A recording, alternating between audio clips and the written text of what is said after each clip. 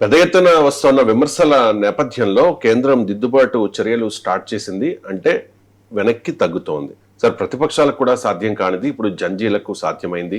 మీరు ఎన్నో ఉద్యమాలు చూశారు, ఎన్నో ఉద్యమాల్లో పాల్గొన్నారు. జంజీల ఉద్యమానికి ఉన్న ప్రత్యేకతలు ఏంటి సార్? అంటే ఇప్పటిదాకా ప్రభుత్వము $5 ట్రిలియన్ ఎకానమీ సాధించడం వికసిత భారత్ అని మేము ఆ దిశగా అడుగులు వేస్తున్నామన్నారు. కానీ వికసిత భారత్ లో 5 లక్షల మంది బిడ్డలు దేశ రాజధానిలో కదం తొక్కడమే నిజమైన వికసిత భారత్ చూపెట్టారు ఈ జెన్జీ ఉద్యమం. మేము ప్రపంచానికే పాఠాలు చెప్తాం, మేము ప్రపంచానికే కల్చర్ చెప్తాం అని విశ్వగురు అని ప్రభుత్వం చెప్పుకుంటుంటే పెలెట్ గన్ ఇంజరీలతో బాధపడుతూ ఇదేనా విశ్వగురు అని ప్రశ్నిస్తోంది జెన్జీ జనరేషన్. ఈ విశ్వగురువుకు దేశం వికసిత భారత్ కు యువతే కంకణం కట్టుకోవాలని ప్రధానమంత్రి స్పీచ్లు ఇస్తుంటే నిజంగానే మేము పోలీస్ జీబులకు చేతులు అడ్డుపెట్టి కూడా నిలబడతాం, మీ నిర్బంధ కాండకు మేము భయపడమని చెప్తూ మరో ఝాన్సీ లక్ష్మీబాయి లాగా సాహసోపేతమైన దృశ్యాలను చూపెడుతూ మేము నిజమైన వికసిత భారత్ కు సిగ్నేచర్ హోల్డర్లమంటూ జెన్జీ చూపెడుతోంది. మీరు సోషల్ మీడియా ద్వారా ఇప్పటిదాకా బలమైన నరేటివ్లతో సమాజాన్ని ప్రభావితం చేస్తూ శాసిస్తూ వచ్చారు.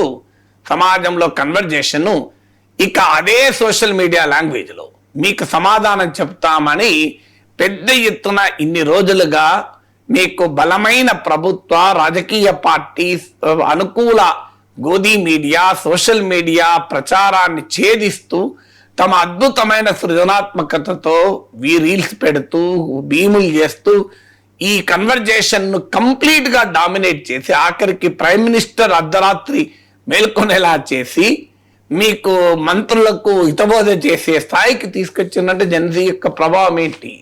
ఎవరి మాట వినని నరేంద్ర మోడీ చివరకు తన కేంద్ర మంత్రుల్ని కాక్రోచ్ జనతా పార్టీతో చర్చలకు పంపించేలా చేసి చివరకు తాను జవాబుదారిని అవుతాను అని రేపో మాపో ఇక ధర్మేంద్ర ప్రధాన్ తొలగించడం ఒకటే మిగిలింది. అది కూడా చేసిన ఆశ్చర్యపడాల్సింది లేదు. ఈ స్థాయికి దేశ ప్రధాని ఇన్విన్సిబుల్ ప్రైమ్ మినిస్టర్ చలించరు ఎవరి ఒత్తిడికి అన్న ప్రైమ్ మినిస్టర్ ను దిగి వచ్చేలా చేసి మీరు ఎప్పుడన్నా చూసారా నరేంద్ర మోడీ అర్ధరాత్రి వీడియో పెట్టడం? సో అర్ధరాత్రి వీడియో పెట్టేలా చేయగలిగేది కదా జెన్జీ, మేల్కొనేలా చేయగలిగింది కదా రాత్రంతా.